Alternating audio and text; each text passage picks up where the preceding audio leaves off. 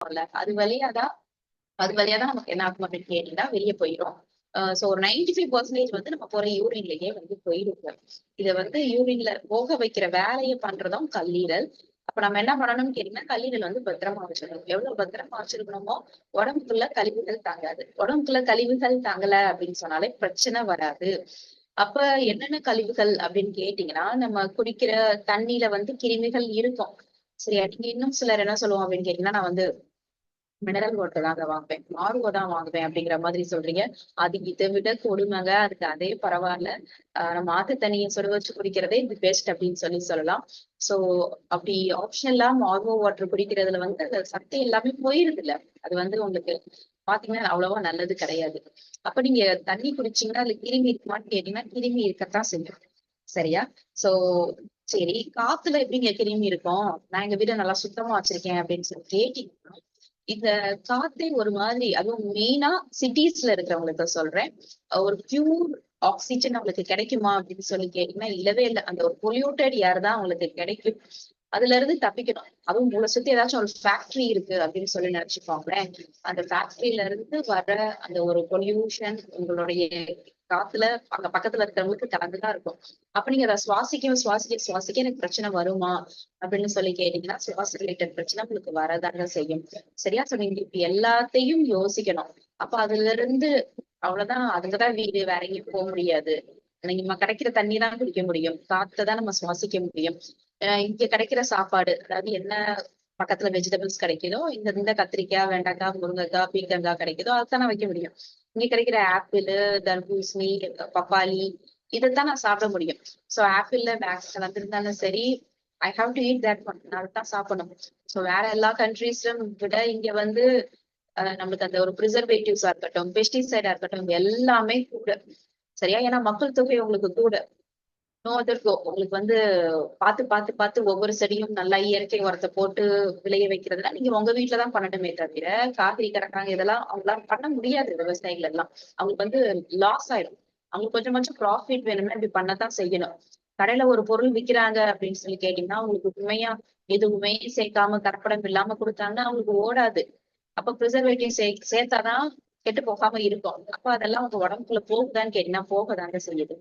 அப்ப இந்த கல்லீரல் பாதிப்படையுதா அப்படின்னு சொல்லி கேட்டீங்கன்னா பாதிப்படையுது. பட் இதுல என்ன ஒரு ஸ்பெஷல் அப்படின்னு கேட்டீங்கன்னா, இட் கேன் ரீஜெனரேட். அது தன்னைத்தானே புதுப்பித்துக் கொள்ளுமா. சோ ஒன்ஸ் நீங்க வந்து சாப்பாடு ரொம்ப ஆயிலியா போட்டாலோ இது பண்ணாலோ அது என்ன பண்ணும், அப்படியே கஷ்டப்படும். கொஞ்சம் அப்படியே வீங்கிற மாதிரி போகும். அதுக்கப்புறம் திரும்ப வந்து கொஞ்சம் நல்ல சாப்பாடு எக்ஸசைஸ் எல்லாம் போடும்போது திரும்ப அதே மாதிரி என்ன ஆகும் அப்படின்னு கேட்டீங்கன்னா புதுப்பிச்சுக்கொள்ளும். இதே மாதிரி 75% வரைக்கும் போகுமா நல்லா. எப்படி அப்படின்னு கேட்டீங்கன்னா, உங்க உடம்புக்கு அது உள்ள பாதிப்படைகிறதுன்னு தெரியறதற்கு 75% மேலதான் உங்களுக்கு ஏதாச்சும் பண்ணி வெளியே காட்டும். அது வரைக்கும் உள்ள நடக்கிறது உங்களுக்கு தெரியவே தெரியாது. நீங்க என்ன நினைச்சிட்டு இருப்பீங்க? உள்ள என் உடம்பு நல்லா இருக்கு நினைச்சிருக்கீங்க. நல்லாதான் இருக்கும். திடீர்னு ஒரு நாள் செய்யும் போதான் எல்லாரும் யோசிப்போம். ஐயோ என்ன செய்யுது, உள்ள என்ன நடக்குது அப்படின்னு அப்பதான் உடம்ப பத்தி யோசிப்போம். சோ மெயினா தண்ணி அடிக்கிறாங்க, ஆல்கஹால் கன்சியூம் பண்றாங்க, ஸ்மோக் பண்றாங்க அப்படின்னு சொல்லி கேட்டீங்கன்னா, அவங்க டே ஒன், அவங்க ஃபர்ஸ்ட் டேல இருந்து குடிக்க ஆரம்பிச்சதுல இருந்து பிரச்சனை பண்ணத்தான் செய்யும். சரியா? எந்த ஒரு பொருளும் நல்லா இருக்காது. பட் நீங்க என்ன நினைப்பீங்க, அதான் ஒண்ணும் செய்யல நினைச்சு குடிச்சுக்கிட்டு இருக்கிறது உள்ள பிரச்சனைய பண்ணுது. அது உங்களுடைய கல்லீரல வந்து பெருசாக்கிக்கிட்டு வீங்கிக்கிட்டு ரொம்ப ஒரு அழுகுன நிலையில மாதிரி கொண்டு வருது.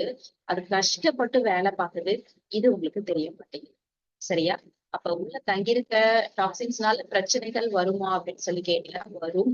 அது வந்து அந்த லிவரையே வந்து டேமேஜ் பண்ணி வேலை விடாம பண்ணிடும். 500 வேலை பண்ணுதுன்னா அது நீங்க தண்ணி அடிச்சு ஸ்மோக் பண்ண கொஞ்சம் கொஞ்சமா வேலையை குறைச்சிக்கும்.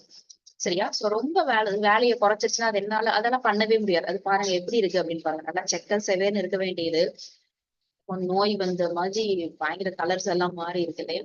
அப்படி ஆயிரும். சோ பொதுவா மனிதர்களுக்கு வயதாகும் போதுதான் அந்த லிவர் வந்து 500 வேலையில இருந்து 400 வேலை, 350 வேலை அப்படின்னு பண்ணுமா. அப்ப அவங்களுக்கு வந்து அந்த சாப்பிடுறது அவ்வளவா வயதானவங்களுக்கு செரிக்காது, நிறைய சாப்பிட முடியாது. இதற்கு காரணம் அவங்களுக்கு வயசாயிடுச்சு. நான் வயசாயிடுச்சு அப்படின்னு சொல்றது வந்து ஒரு அபோவ் 80, 85. பட் நம்ம வந்து அந்த 85க்கு மேல வர வேண்டிய அந்த லிவர் கெப்பாசிட்டி இதெல்லாம் குறையிறத எனக்கு வந்து இப்ப ஒரு 30 வயசு தான் ஆகுது, 35 வயசு தான் ஆகுது, 50 வயசு தான் ஆகுது. எனக்கு இப்பவே அந்த லிவர் கெப்பாசிட்டி வந்து குறைஞ்சிருச்சு அப்படின்னு சொல்றதுக்கு காரணம் நம்மளுடைய மெயினா டயட், அது போக நம்ம எக்ஸசைஸ் பண்ணாம இருக்கிறது ஃபேட்டி லிவருக்கு கொண்டுட்டு வந்து விட்டுறது. நீங்க பார்க்காம விட்டீங்கன்னா அவ்வளவுதான், அது போச்சு. சோ போனதுக்கு அப்புறம் எல்லாத்தையும் ஐயோ போச்சு போச்சுன்னு இப்படி பண்ணிருக்கலாம் அப்படி பண்ணிருக்கலாம் யோசிக்கிறதை விட, நல்லா இருக்கும் போதே நம்ம எல்லாரும் என்ன பண்ணணும் அப்படின்னு சொல்லி கேட்டீங்கன்னா, நல்லா பாத்துக்கிறது தான் புத்திசாலித்தனம். சோ அது மாதிரியும் நீங்க கல்லீரலை பாத்துக்கலாம். அப்ப கல்லீரல் எனக்கு ஏதாச்சும் செஞ்சுச்சுன்னா என்ன மாதிரி பிரச்சனை காட்டும் அப்படின்னு சொல்லி கேட்டீங்கன்னா, இதுல ஒரு சில அறிகுறிகள் வந்து உங்களுக்கு இருக்கும். சோ பசி வந்து கரெக்டா இருக்காது, சோம்பல் தனமா இருக்கும், உங்களுக்கு உமற்ற மாதிரி இருக்கும், உங்களுக்கு சாப்பிட்ட உடனே ஒரு மாதிரி மோஷன் போற மாதிரி இருக்கும், சாப்பிட்டது செரிக்காம போற மாதிரி இருக்கும். அப்ப இதுக்கு எல்லாத்துக்கும் லிவர் ஹெல்த் மெயினா என்னங்க மெயினா அப்படின்னு கேட்டீங்கன்னா, நம்ம நியூட்ரிசார்ட் பயோ ஏஜ்ல மூலிகைகளை வச்சிருக்காங்க. நல்லா தெரிஞ்சுக்கோங்க, இதுல இருக்கிறது வந்து மூலிகைகள், கெமிக்கல்ஸ் எதுவுமே இல்லை, ஒரு கெமிக்கல் கூட இல்லை. சோ பால் நெரிஞ்சில் மெயினா இருக்கு, அதை நம்ம சொல்லித்தானே ஆகணும். இது என்ன பண்ணணும்னு கேட்டீங்கன்னா, உங்களுடைய கல்லீரல் எவ்வளவு பாதிப்படைஞ்சாலும் திரும்ப அதை பழையபடிக்கு கொண்டுட்டு வர ட்ரை பண்ணும். எவ்வளவுதான் இருந்தாலும் ஓகே, நான் சார்ஜ் போட்டு கொண்டுட்டு வரேன்ப்பா அப்படின்னு சொல்லுவீங்களே, அதே மாதிரி சார்ஜ போட்டு உங்களுக்கு கொண்டுட்டு வர்றதற்கு எது உதவும் அப்படின்னு சொல்லி கேட்டீங்கன்னா, மூலிகைகள் தான் உதவும், வேற எதுவுமே உதவாது. அப்ப இதுக்குள்ள மூலிகைகள் வச்சு, சீபக்தான் அப்படிங்கிற ஒரு வகையான ஃப்ரூட் வச்சு, நெல்லிக்கனி வச்சு, சரியா வயசாகாம இருக்கிறதற்காக இதெல்லாத்தையும் வச்சிருக்காங்க. இதுல யாரோ ஒருத்தங்க ஸ்கிரீன்ல வந்து சின்ன பிள்ளைங்களான்னு தெரியலங்க, கொஞ்சம் ஸ்கிராச் கிறுக்கல்களா இருக்கு, ப்ளீஸ் அப்படி பண்ணாதீங்க. அப்ப பால் நெரிஞ்சில் எதுக்கு அப்படின்னு கேட்டீங்கன்னா, வெயிட் பண்ணுங்க, நான் திரும்ப ஷேர் பண்றேன். ஏன்னா அவங்க ஏதோ சம்திங் ட்ரிபிள் பண்ணிட்டாங்க. பால் நெரிஞ்சில் அப்படிங்கிறது 1000 வருஷமா யூஸ் பண்றாங்களாங்க. நம்ம பண்டைய மனிதர்கள் எதையாச்சும் ஒண்ணு யூஸ் பண்ணி வச்சிருப்பாங்க, சரியா? சித்த மருத்துவர்கள் அப்படிலாம். அது வந்து நம்ம வந்து ஈஸியா எடுத்துக்க கூடாது. ஏன்னா அவங்க எல்லாம் அந்த காலத்திலேயே பயங்கர ஒரு சித்த மருத்துவம் எல்லாம் தெரிஞ்சு பக்கத்துல இருக்கிற இலை, செடி இதெல்லாத்தையும் பறிச்சுதானே அவங்க மருந்து தயாரிச்சுக்கிட்டு இருந்தாங்க. கெமிக்கல்ஸ் எல்லாம் யாரும் எங்க, அதை வச்சே தானே குணப்படுத்தினாங்க. அது உங்களுக்கு 100% உங்களுக்கு ரிசல்ட் ஓரியன்டா இருக்கும் அப்படிங்கிறதுக்காக அவங்க யூஸ் பண்ணதெல்லாம் நம்ம திரும்ப வந்து கடைபிடிக்கிறதுல தப்பே இல்லை, அதுதான் உண்மை. அது 100% ரிசல்ட் கொடுக்கும். அது மாதிரி ஒண்ணுதான் இந்த பால் நெரிஞ்சில் அப்படிங்கிறது. இது நீங்களே போய் கடையில போய் வாங்கணும் அப்படின்னா கூட ஈஸியா இப்ப கிடைக்க மாட்டேங்குதுங்க. நான் வந்து விசாரிச்சு பார்த்தேன். சோ அது மாதிரி நீங்க இதை என்ன பண்ணணும் அப்படின்னு கேட்டீங்கன்னா, பயோ ஏஜ்ல பால் நெரிஞ்சில் இருக்குன்னா அதை நம்ம எடுத்துக்கணும், சரியா? சீமை காட்டு முள்ளங்கி அப்படின்னு சொல்லுவாங்க. நம்மளுடைய புதர்ல எங்கிட்டு சும்மா எல்லா சைடும் வளர்ந்து கிடக்கும். நம்ம என்ன பண்ணுவோம், ஐயோ அது விஷச்செடி அப்படின்னு சொல்லி விட்டுருவோம். அது மூலிகைகள், அதுக்குள்ள எவ்வளவு ஒரு தன்மை இருக்குன்னு தெரியுமா? உங்க உடம்பு அழகா என்ன பண்ணும், அந்த டாக்ஸிக் சப்ஸ்டன்ஸ் எல்லாத்தையும் ரிமூவ் பண்ணும். இது நம்ம யாருக்காச்சும் தெரியுமா? உங்களுடைய கேல் பிளடர் ஃபங்க்ஷனையும் உங்களுடைய கல்லீரலுடைய தன்மையை சிறப்பாக்கி கொடுக்கும், சரியா? அடுத்தபடியாக நமக்கு வந்து வேம்பு, வேப்பிலை வந்து எதற்கு உள்ள வச்சிருக்குன்னா, அந்த கசப்பு தன்மை அந்த ரத்தத்துல இருக்கிற கிருமி எல்லாம் கரெக்டா செத்து போக வச்சு, ரத்தத்தை சுத்தப்படுத்தி உங்களுடைய ரெஸ்பிரேட்டரி சிஸ்டம், நீங்க சுவாசிக்கிறதையும் உங்களுடைய வயிறையும் என்ன பண்ணணும்னு கேட்டீங்கன்னா சுத்தமா கரெக்டா வச்சிருக்கிறதுனால இதுக்குள்ள வேம்பையும் வச்சிருக்காங்க. டைஜஸ்டிவ் சிஸ்டம் கரெக்டா இருந்துச்சுன்னா அவங்களுக்கு ஹெல்த்தி லைஃப் ஸ்டைல் அப்படின்னு சொல்லி சொல்லலாம். அதாவது ஏதாச்சும் செஞ்சா கூட சரியாயிடும் அப்படின்னு சொல்லலாம். ஏன்னா சாப்பிடுற சாப்பாடே தான் உங்களுக்கு மருந்து. நீங்க என்ன சாப்பிடுறீங்களோ அதுதான் உங்க உடம்புக்கு சத்து கொடுக்குது, அதுதான் மருந்து. அந்த சாப்பிடுற சாப்பாடே உங்களுக்கு போதுமானது, உங்க உடம்ப கரெக்டா பாத்துக்கணும். பட் ஒரு சிலருக்கு சாப்பிடுற சாப்பாட உள்ள அவங்க உடம்பு ஒத்துக்கிடாது. ஏன்னு கேட்டீங்கன்னா, வயிறுல ஆரம்பிச்சு குடல் வரைக்கும் பிரச்சனையா இருக்கும். வயிறுல பிரச்சனை இருக்கும், குடல்ல பிரச்சனை இருக்கும். அப்ப சாப்பாடு நீங்க என்ன சாப்பிட்டாலும், எவ்வளவு ஒரு high quality food, rich food சாப்பிட்டாலும் சரியா, அதுல இருக்க சத்தை உங்க உடம்புக்கு இருக்க தெரிஞ்சிருக்காது. ஏன் அப்படின்னு கேட்டீங்கன்னா, சத்தை இருக்க தெரியாது. அப்ப அப்ப சத்தை உரியாததுனால அப்படியே கழிவுகள்ல மோஷன்ல வந்து சாப்பாடு போய்கிட்டே இருக்கே தவிர டைஜஸ்டிவ் சிஸ்டம் கரெக்டா வேலை பார்க்கல, உள்ள இருக்க வேண்டிய என்சைம்ஸ் வந்து இல்ல. அப்ப என்சைம்ஸ்னா செரிமான நொதிகள் அப்படின்னு சொல்லி சொல்லுவோம்.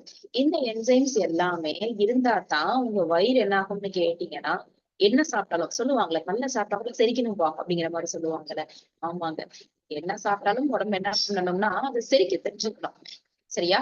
சோ அப்ப எப்படி சாப்பிட்டாலும் அதை உடம்பு ஒத்துக்கணுமான்னு கேட்டீங்கன்னா அப்படி கிடையாது. சோ உடம்பு, நீங்க ஒரு கீரையை சாப்பிட்டீங்கன்னா அது வந்து ஒரு 15 மினிட்ஸ்ல அழகா டைஜஸ்ட் பண்ணி ரொம்ப ஸ்மூத்தா வேலையை முடிச்சிடும்.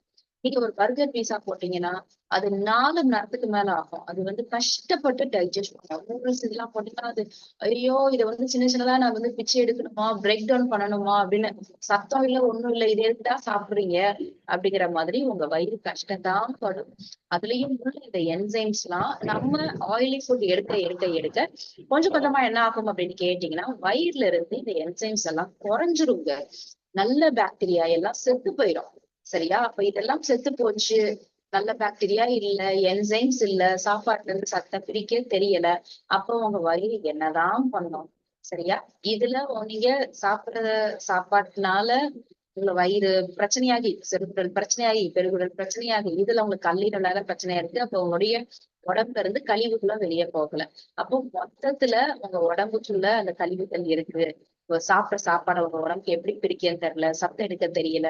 மொத்தத்துல உங்களுடைய டைஜஸ்டிவ் சிஸ்டம், உங்களுடைய இது எல்லாமே பிரச்சனை பண்றதுனால உங்களுக்கு என்ன ஆகும்னு கேட்டீங்கன்னா, மத்த உறுப்புகள் பிரச்சனை பண்ண ஆரம்பிக்கும், டேமேஜ் ஆக ஆரம்பிக்கும். சரியா? ஒரு உறுப்புகளுக்கும் இன்னொரு உறுப்புகளுக்கும் லிங்க் இருக்கும். அஹ் ஒரு உறுப்புகள் டேமேஜ் ஆச்சுன்னா இன்னொன்னு டேமேஜ் ஆகுமான்னு கேட்டீங்கன்னா, ஆமா, அது பண்ண வேலையை பண்றது இல்லைன்னா அப்ப இன்னொரு உறுப்பு உங்களுக்கு பாதிப்படையும் இல்லையா?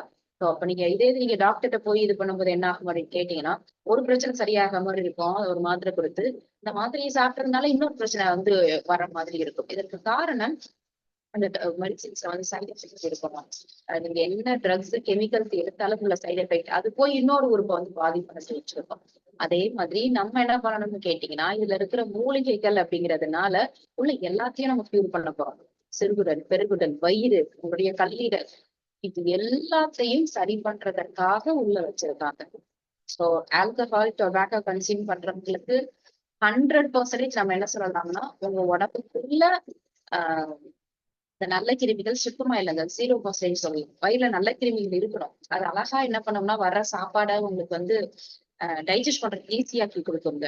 இப்போ நீங்க நல்லா ஒரு ஃபினாயில் போட்டு பாத்ரூமை கிளீன் பண்ண மாதிரி ஆல்கஹாலை வயிற்றுக்குள்ள விட்டுட்டீங்க அப்படின்னு சொல்லி நினைச்சுக்கோங்களேன். உங்க வயிறு என்ன பண்ணும் அப்படின்னு கேட்டீங்கன்னா, கஷ்டம் தான் படும்.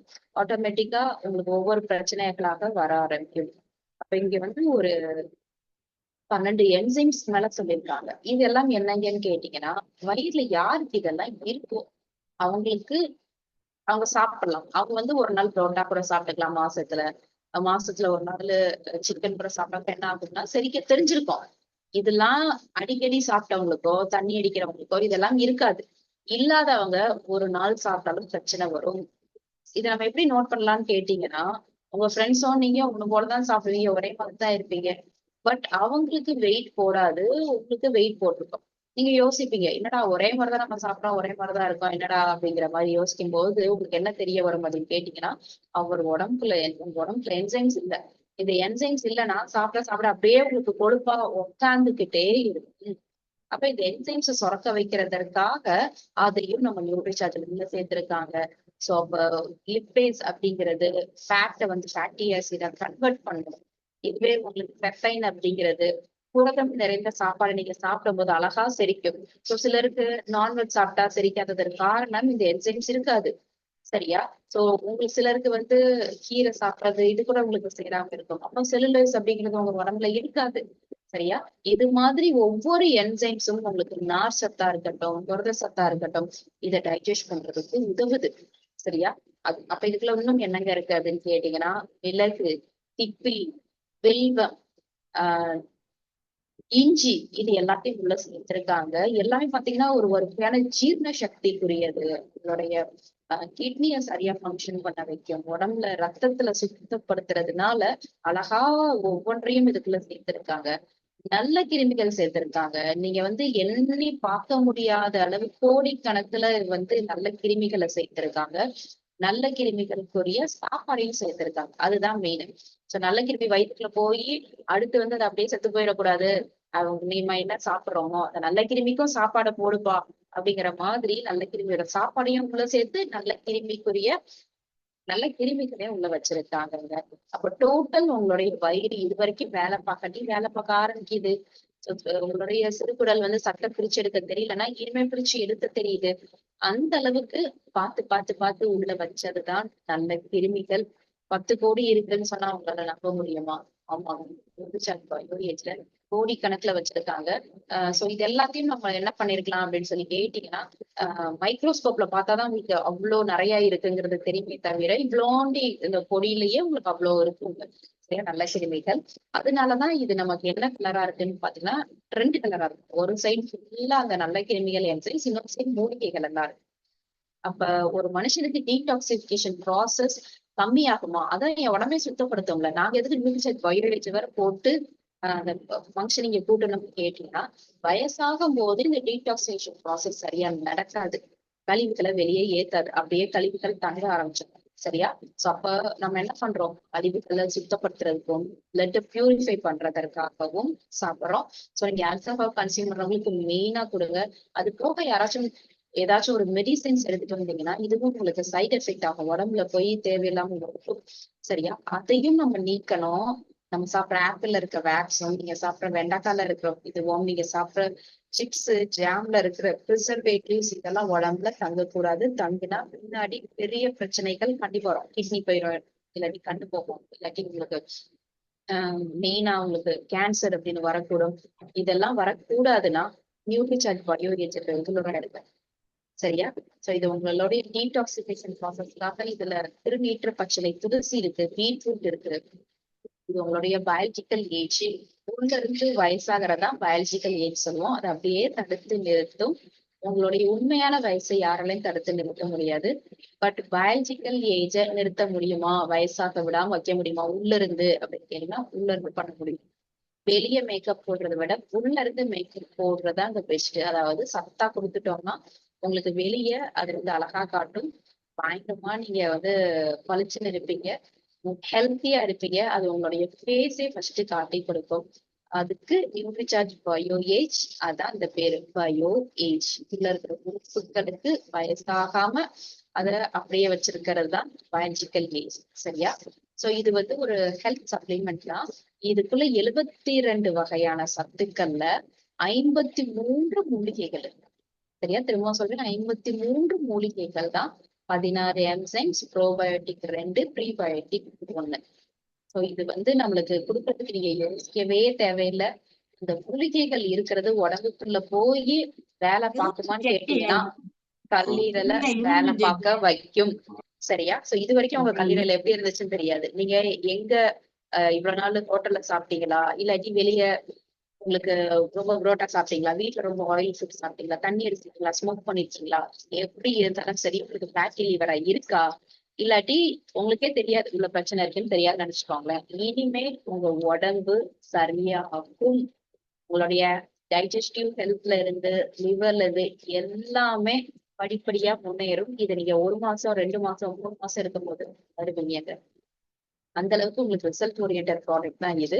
சோ நீங்க இதை என்ன பண்ணலாம்னு நீங்க கேட்டீங்கன்னா, கொடுக்கறதுக்கு யோசிக்கவே தேவையில்லை. நீங்க என்ன பண்ணணும்னா, மெயினா தண்ணி அடிக்கிறவங்க, ஸ்மோக் பண்றவங்களுக்கு சஜஸ்ட் பண்ணுங்க. இது பை லேயர் டேப்லெட். இங்கிட்ட ஒரு கலர், அங்கிட்ட ஒரு கலர் இருக்கும். காரணம், ஒரு சைட் ஃபுல்லா மூலிகைகள், இன்னொரு சைட் ஃபுல்லா உங்களுக்கு ஒயிட் கலர்ல இருக்கிறது என்சைம்ஸும் நல்ல கிருமிகளும் இருக்கும். சரியா? சோ அப்ப இது ஓவரால் உங்களுக்கு கல்லீரலுக்கும் வயிறுக்கும் கரெக்டா இருக்குமான்னு கேட்டீங்கன்னா ஆமா. சோ இது யாருக்கெல்லாம் கொடுக்கலாம்? டொபாக்கோ யூஸ் பண்றவங்களுக்கு, ஸ்மோக் பண்றவங்களுக்கு, தண்ணி அடிக்கிறவங்களுக்கு, அது போக 14 வயதிற்கு மேல் இருக்கும் அனைவருக்கும் கொடுக்கலாம். ஏன் அப்படின்னு கேட்டீங்கன்னா, நீங்க இந்த உலகத்துலதான் இருக்கீங்க. உடம்புல கழிவுகள் தங்கி இருக்குமானா கண்டிப்பா நீங்க வந்து பிஸ்கட்டு, ஜாம், பர்கரு, பீஸா, புரோட்டா, உங்க வீட்லயே ஆயில் ஃபுட்டு இதெல்லாம் சாப்பிடாம வந்திருக்கே மாட்டோம். இப்போ உடம்புல ப்ரிசர்வேட்டிவ்ஸ் இருக்கும். நீங்க சாப்பிட்ற ஆப்பிள் இதுல எல்லாத்துலயுமே இந்த வேக்ஸ், ஃப்ரூட்ஸ், வெஜிடபிள்ஸ்ல அவங்க அடிக்கிற அந்த ப்ரிசர்வேட்டிவ்ஸ் உடம்புக்குள்ள இருக்கிறதுனால எல்லாருமே ஓரளவு நம்ம என்ன பண்ணணும்னா நியூட்ரிசார்ஜ் பயோ ஏஜ கன்சியூம் பண்ணணும். சரியா? சோ தண்ணி அடிக்கிறவங்களுக்கு எவ்வளவு நாளுக்கு எடுக்க சொல்லலாம்னு கேட்டீங்கன்னா, அவங்க எல்லாம் கண்டினியூஸா எடுத்துக்கிட்டே தான் வரணும். அந்த அளவுக்கு உள்ள நியூட்ரிஷன் அந்த லிவர் வந்து டேமேஜா இருக்கும். சரியா? சோ பட் அட்லீஸ்ட் 3 மந்த்ஸ்க்கு குறைஞ்சு நம்ம கொடுக்கக்கூடாது. 3 மந்த்ஸ் கண்டிப்பா எடுத்துக்கொள்ளணும். எடுத்தாதான் அவங்களுக்கு வந்து கொஞ்சமாச்சும் டிஃபரன்ஸ் தெரியும். டிஃபரன்ஸ் தெரிய ஆரம்பிச்சுன்னா அவங்களே ரெகுலரா எடுக்க ஆரம்பிச்சிருவாங்க. 1 டம்ளர் தண்ணீர் நீங்க என்ன பண்ணணும்னா, மதிய உணவுக்கு பின் இல்லாட்டி நைட் உணவுக்கு பின் 1 டம்ளர் தண்ணியில ஒரு மாத்திரை வந்து எடுத்துக்கோங்க. கரெக்டா இருக்கும். சோ நீங்க ஒரு நாளைக்கு ஒரு நாளைக்கு நீங்க என்ன பண்ணணும் அப்படின்னு கேட்டீங்கன்னா, ஒரு மாத்திரை வந்து கரெக்டா இருக்குங்க. இப்ப அடுத்து நான் என்ன காட்ட போறேன் அப்படின்னு கேட்டீங்கன்னா, நம்மளுடைய நியூ டியூல்ஸ் வந்து வந்திருக்குங்க. சோ யாரெல்லாம் நியூ டெல்லிக்கு போறீங்களோ, அங்க